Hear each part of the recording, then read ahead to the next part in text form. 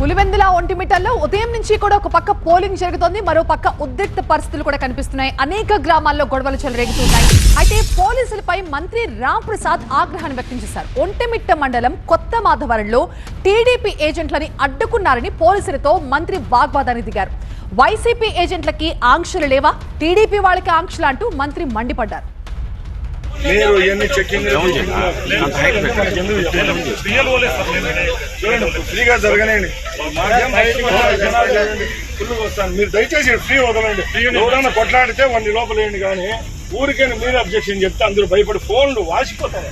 అదే మా పరిస్థితి బాగాలేదు. చూడండి, ఏం లేవు.